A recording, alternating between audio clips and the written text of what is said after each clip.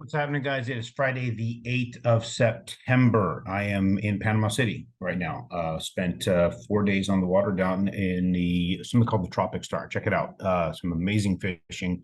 Um, Arizona guy, spending a lot of time on the water. Very unique experience. Not something I've done it, but not to this extent. So, and there's some rough stuff here and there, not ridiculously rough, but rough enough that you felt it. That amazing time. Follow me on Instagram, SGOC_Aaron. Look me up there. I'll be posting stuff when I get back, so you can check that stuff out. So by time you even get this video, I will be back in the United States. I'm leaving very early in the morning right now to work my way back to the airport here momentarily. But I want to get something out to you. This last week, two things came out that was really, really, really interesting that I thought was interesting. One is delinquencies in credit cards. Now, there is a significant amount of delinquency that's starting to bound up, and it's starting to get like there is those that are getting like heavily delinquent.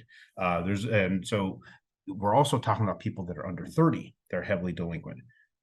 Many of them are going to start having to pay their student loans here soon. So how is that going to affect it? And I think that's going to have a massive effect on how things are going to go with our economy if that becomes a compounding thing.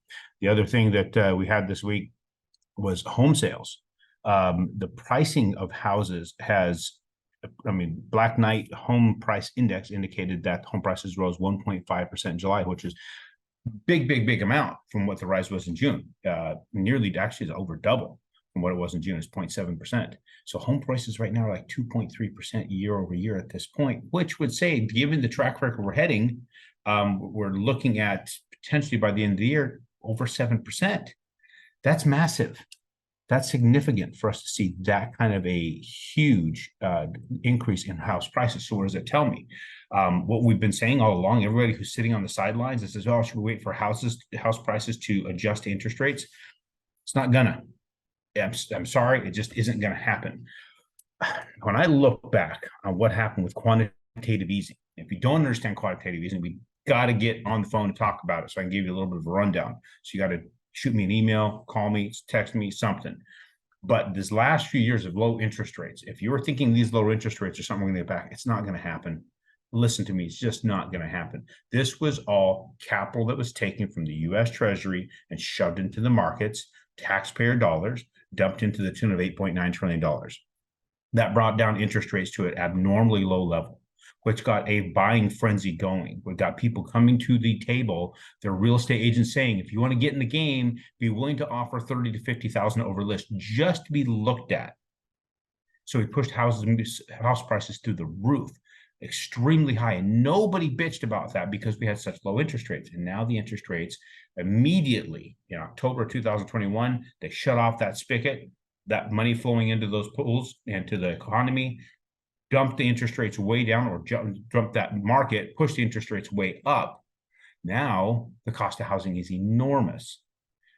I can't say that there's a backroom play going on here, but when you think about it, in what had happened with them putting that money out there, and it wasn't anybody else's money, it was our money. It was fictitious money. They created this out of thin air, driving interest rates low, pushing up people buying houses like crazy, pushing the price of houses through the roof. Now housing is scarce. You can't get it like you used to be able to. The problem with the crash of 2008 and the housing went down is because there's too many houses.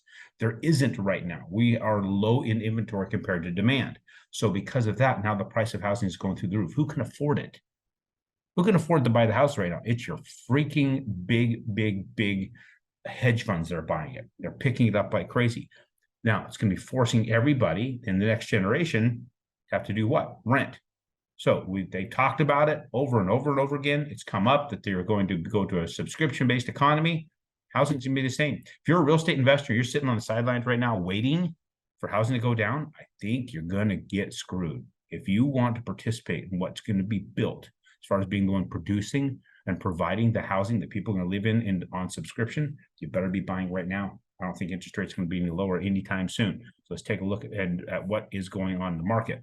Followed what I said when I was indicating what the channel was going to do. Came back in the channel, pushed up. We locked a pile of loans right here, a lot of loans when it peaked out right here. We just felt on last Friday, we're not going to hit, it's not going to keep climbing. So Scotty and I talked about it.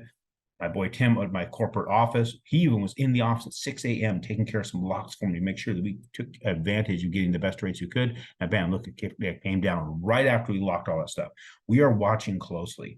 If you're not working with people that are pushing this information to you, even somebody talk about this downward channel, I don't see anybody else talking about it. If you're not working with somebody out there who's looking at that, they're just saying they got the cheapest rates, you're putting yourself in a position to work with people that have no idea what the hell they're doing. Eventually, it's going to come back and it's going to bite someone. It's going to bite you.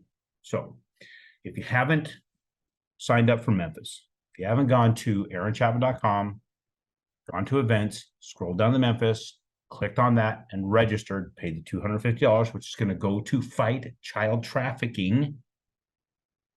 What are you waiting for? If you're debating at all, don't debate anymore. Just get it done. See you in Memphis. Thanks, guys.